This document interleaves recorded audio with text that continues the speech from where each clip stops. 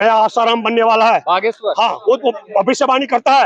अरे अपने बाप की औलाद है तू, तो बता दे खुफिया एजेंसी की रिपोर्ट खारिज किसने की थी पुलवामा में जवानों की हत्या कराने के लिए? वो कौन था? देश का गद्दार, आतंकियों का यार, जिसने एक मिनट सुनो, जिसने जहाज देने की मांग खारिज कर दी थी। वो 300 किलो हार्ड कहाँ से आया था? पहली बार 26 मई 2014 से आज तक एक ही दिन वनवास हुआ मोदी को, और वो उसी दिन हुआ 13 फरवरी को, जिस दिन जवानों की हत्या हुई।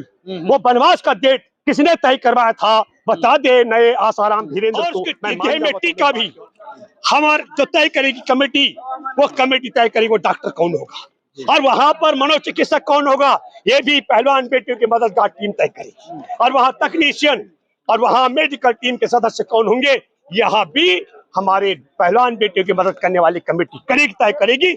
इसलिए क्योंकि ब्रजभूषण शरण सिंह के नाम देह में ये नकली टीका लगा करके उसको अर्ध बेहोश करने में बेईमानी कर सकते हैं। दो, उन्होंने एक किताब लिखी और उसमें लिखा है उन्होंने सिंगलोक, किताब का नाम आपके माध्यम से कह रहा हूँ, मैं मोदी नहीं हूँ, भूपेंद्र रावत तो प्रमाणिक बात करता हूँ।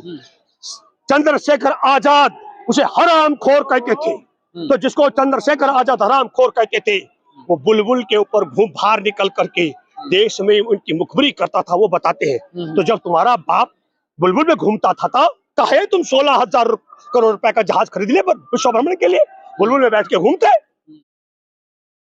सभी भाई साथियों को राम राम, मैं सुशील मलिक और भाई पहलवानों के साथ पूरा भाई जनता का जन सैलाब और इंडिया गेट की तरफ जा रहे हैं। कैंडल मार्च का आज का भाई ऐलान हुआ था, तो हमारे साथ भाई जो सर हैं उनसे भाई जानेंगे कि आगे इस धरने को लेके, इस आंदोलन को लेके क्या कुछ बड़ा होएगा या फिर ऐसी सन्नाटे की तरह भाई अपना धीरे धीरे चलता रहेगा। नमस्कार सर। नमस्कार। क्या नाम और कहां से? मैं भूपेंद्र रावत हूँ, भारतीय किसान मजदूर संघ यूनियन का राष्ट्रीय प्रवक्ता और जनसंघर्ष वाहिनी का राष्ट्रीय संयोजक हूँ। पहले हनुमान बजरंगबली का आशीर्वाद लेने गए महात्मा गांधी जी के पास, वो भाई मत्था टेका, और अब इंडिया गेट की तरफ कुछ ये झंझनाट हो रही है। बिल्कुल, देखिए अभी आप समझ लो, जैसे मैं आपको बताता हूँ कि गूंगे और बहरे लोगों को जिस प्रकार धमाके की बात शहीद आजम भगत सिंह ने कही थी, लोकतंत्र आजादी में एक बड़ा धमाका है। जब हम लोग वहां से चलने लग गए थे तो पत्रकार मित्रों ने हमसे कहा कि इन्होंने बैरिकेड लगाए हुए पुलिस ने। मैंने बिल्कुल साफ गोई के साथ कहा, जैसे किसान आंदोलन में हमने दावा किया था, जब सुप्रीम कोर्ट मामला गया था तो मैंने एक बात कही थी, मैंने ये दावा किया था और कहा था कि कोई भी लाठी, डंडा, गोली, जेल और तोप हमारे किसान आंदोलन को हटा नहीं सकती। ये बलिदानी जत्था है। मैं आंदोलन का व्यक्ति हूँ, 35 साल का आंदोलन का अनुभव है, खूब जेलों में रहा हूँ। और जब ये बात आई कि बैरिकेड है तो मैंने दावे से कहा मैं गांधी जी का बहुत सम्मान करता हूँ, गांधी मार्ग वाला व्यक्ति हूँ, लेकिन मैं दावे के साथ मैंने कहा कि बिल्कुल हम सब बैरिकेड तोड़ देंगे, क्योंकि बेटियों का, अब ओलंपिक पदक विजेता बेटियां विश्व में तिरंगा का जो सम्मान रखे हैं, ऊंचा किए हैं, उन बेटियों के सम्मान में देखिए कितनी दुख और अफसोस की बात है। मैं तो आपके दर्शकों से कहना चाहता हूं, निडर होकर के पूछिए क्या कारण है जब संविधान कानून ये कहता है कि पॉक्सो के तहत मुकदमा दर्ज होने पर जेल जाना चाहिए आरोपी को, वो छुट्टा घूम रहा है। मैं इनका इतिहास आपके माध्यम से बताना चाहता हूँ। राम मंदिर के लिए चंदा जुटाने पर चिन्मयानंद अपने कॉलेज बनवाया, वहां नग्न होकर के वहां बेटियों से मालिश कराता हुआ एक पीड़ित बेटी को मुकदमा दर्ज कराने के लिए सुप्रीम कोर्ट जाना पड़ा। हमारे देश का तिरंगा दुनिया में फहराने वाली बेटियां यौन शोषण के मामले में मुकदमा दर्ज कराने के लिए सुप्रीम कोर्ट जाना पड़ा। उत्तर प्रदेश में जहाँ कहा जाता रामराज, वहाँ 17 साल की एक बालिका, इन्हीं के विधायक कुलदीप सेंगर की चचेरी बहन कुलदीप सेंगर ने उसे बलात्कार किया। उस बेटी को मुकदमा दर्ज कराने के लिए योगी के आवास पर अपने शरीर में आत्मदाह करने का प्रयास करना पड़ा। उसकी हत्या कर दी गई, उसके पिता की।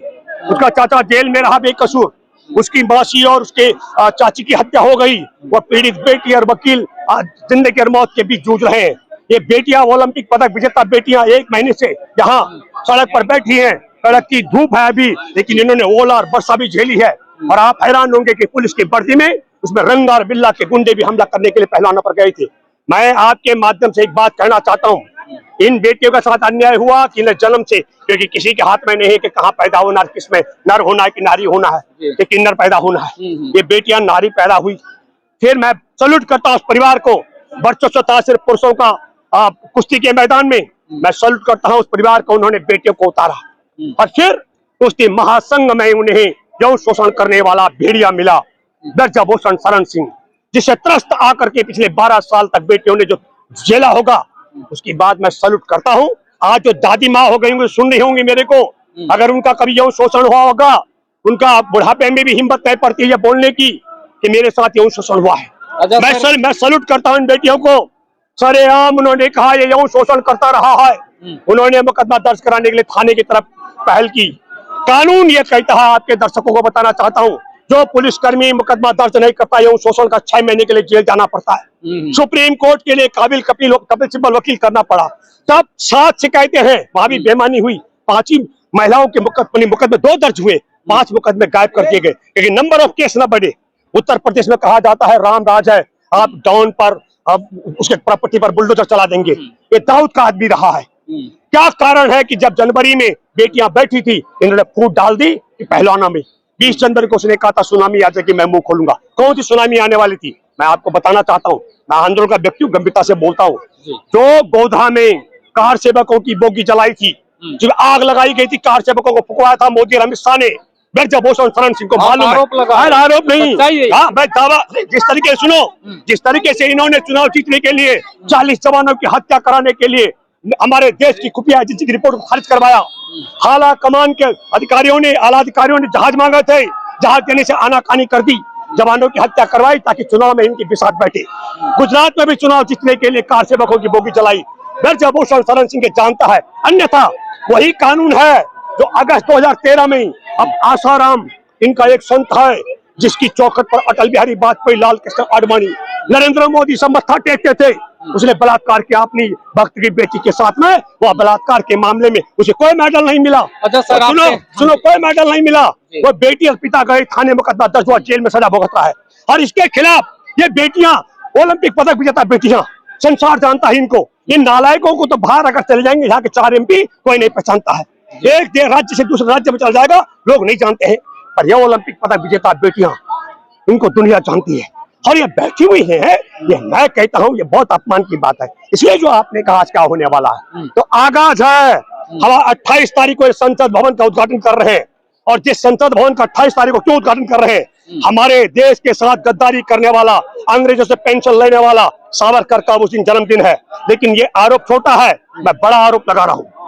शहीद आजम भगत सिंह के अहम सहयोगी, उन्होंने एक किताब लिखी और उसमें लिखा है उन्होंने, सिंहलोक किताब का नाम आपके माध्यम से कह रहा हूँ, मैं मोदी नहीं हूँ, भूपेंद्र रावत तो प्रमाणिक बात करता हूँ। चंद्रशेखर आजाद उसे हरामखोर कहते थे, तो जिसको चंद्रशेखर आजाद हरामखोर कहते थे, वो बुलबुल के ऊपर घूम बाहर निकल करके देश में उनकी मुखबिरी करता था, वो बताते हैं। तो जब तुम्हारा बाप बुलबुल में घूमता था, कहे तुम 16,000 करोड़ रुपए का जहाज खरीद ले विश्व भ्रमण के लिए, बुलबुल में बैठ के घूमते। तो मैं ये बात कहना चाहता हूँ, बुलबुल के ऊपर कोई इंसान नहीं चल सकता है। ये इतना झूठ बोलते हैं, उतना ही झूठ जितना झूठ 15-15 लाख था काला धन वापस लाने का था। चीन को लाख चीन ने बहुत बड़े भूभाग पर कब्जा कर लिया, बहुत बड़े भूभाग पर। वहां भी आपने देखा है, गलवान घाटी में भी बिहार चुनाव से पहले बिहार रेजिमेंट के जवानों की हत्या कर दी गई, उनकी चिताएं जल रही थी। और देश का गद्दार, मैं नाम नहीं लूंगा, चीन का यार, वो कह रहा था न कोई गुस्सा है, न गुस्सा आया है, न हमारी सीमा पर किसी का कब्जा है। आजकल एक इनका बाबा है, नया आसाराम बनने वाला है, हाँ, वो तो भविष्यवाणी करता है। अरे अपने बाप की औलाद है तू, तो बता दे खुफिया एजेंसी की रिपोर्ट खारिज किसने की थी पुलवामा में जवानों की हत्या कराने के लिए? वो कौन था? देश का गद्दार, आतंकियों का यार, जिसने एक मिनट सुनो, जिसने जहाज देने की मांग खारिज कर दी थी। वो 300 किलो ऑर्डिनक्स कहाँ से आया था? पहली बार 26 मई 2014 से आज तक एक ही दिन वनवास हुआ मोदी को, और वो उसी दिन हुआ 13 फरवरी को, जिस दिन जवानों की हत्या हुई। वो वनवास का डेट किसने तय करवाया था? बता दे नए आसाराम धीरेन्द्र, तो मैं मान जाऊंगा तो अपने बाप की औलाद है। क्या बोलता है यार, इस पर बताए ना, मैं भी बोल दूंगा जय धीरेन्द्र की, मैं भी कह दूंगा उसके लिए। तो आप ये कहना चाह रहे हो कि चाहे वो पुलवामा हमला हो या ब्रजभूषण हो, अगर वो धीरेन्द्र शास्त्री इतना बड़ा मतलब हनुमान जी का भगत है और वाकई में उसमें इतनी पावर है, तो जो देश में इतनी घटना घट रही है, जो इतनी चल रही है, उन चीजों को निकाल के पर्चे बता दो। हाँ, मैं और बताता हूँ। ब्रजभूषण शरण सिंह ने क्या कहा? मतलब इतनी मेहनत करने की ब्रजभूषण शरण सिंह ने कहा पैसा लेकर बैठी है बेटियां। मैंने कहा एक काम करता हूँ, तुम अपना परिवार के किसी बेटी को बिठाओ, मैं चंदा जुटाता हूँ देश से, जितना कहेगा मैं ब्रजभूषण की झोली भरवा दूंगा। फिर उसने कहा ये राजनीति करने के लिए बैठे हैं।